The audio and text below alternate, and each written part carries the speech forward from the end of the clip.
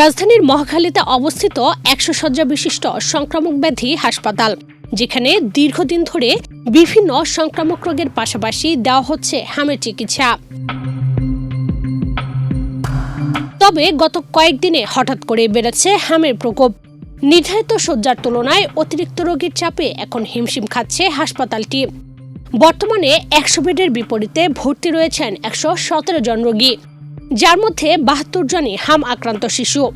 গত ২৪ ঘন্টায় নতুন করে আরও ১৭ জন হাম রোগী ভর্তি হয়েছেন, আর আউটডোর থেকে ভর্তি নেওয়া হয়েছে ১১ জনকে, যা পরিস্থিতির ক্রমে অবনতির ইঙ্গিত দিচ্ছে। হাসপাতালের বেডে কাতরাচ্ছে হামে আক্রান্ত শিশুরা।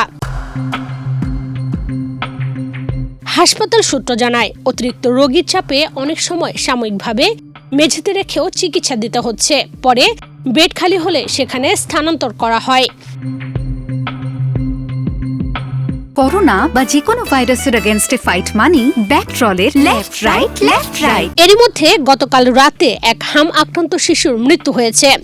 সংক্রামক ব্যাধি হাসপাতালের তত্ত্বাবধায়ক ডাক্তার এফএ আসমা খান জানান, মৃত্যুর আগে শিশুটি নিউমোনিয়ায় আক্রান্ত হয়ে তীব্র শ্বাসকষ্টে ভুগছিল।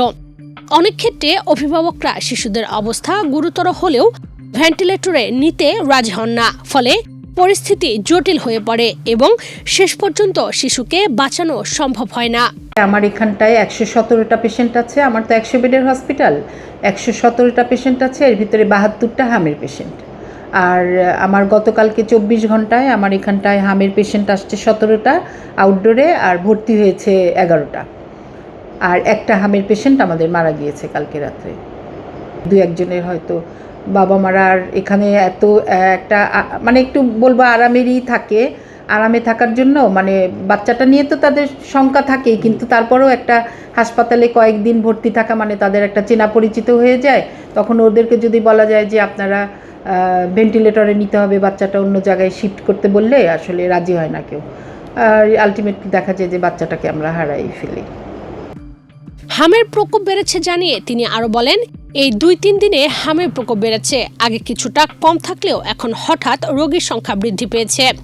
বিশেষ করে ৯ মাসের নিচের শিশুরাই বেশি আক্রান্ত হচ্ছে। যাদের বাচ্চারা ভালো আছে তারা যেন খুব তাড়াতাড়ি শীঘ্রই ভ্যাকসিনটা নিয়ে নেয়।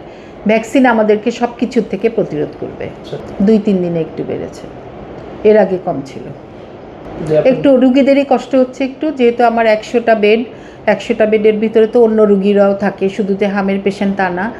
একটু মাটিতে থাকতে হয় ২-১ দিনের জন্য, আবার যখন অন্য রুগীরা বাসায় চলে যায় তখন তারা আবার বিছানা পেয়ে যায়।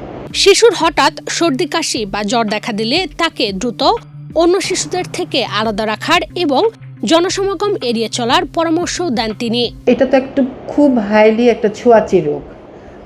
যখন কোনো বাচ্চার সর্দি কাশি দেখা দিবে হঠাৎ করে বা টেম্পারেচার, তখন অবশ্যই যদি বাসায় অন্য বাচ্চা থাকে বা কোনো জনসমাগম জায়গায় যাওয়া যাবে না, এবং অন্য বাচ্চার থেকে বাচ্চাটাকে একটু সেপারেট করে রাখতে হবে। এটাকে আইসোলেশন বলে, যে আমি বাচ্চাটাকে একটু আলাদা করে রাখলাম, বাচ্চাটা থেকে যেন অন্যরা সংক্রামিত না হয়। বর্তমানে দেশে ৯ মাস ও ১৫ মাস বয়সে হাম টিকা দেওয়া হলেও নতুন নির্দেশনা অনুযায়ী ৬ মাস বয়স থেকেই টিকা দেওয়ার সিদ্ধান্ত নেওয়া হয়েছে বলে জানানো হয়।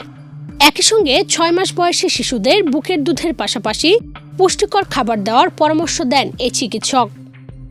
৯ মাসের আগে তো আর আমাদের হামের ভ্যাকসিনটা দেওয়া হয় না, ৯ মাস আর ১৫ মাসে দেওয়া হয়।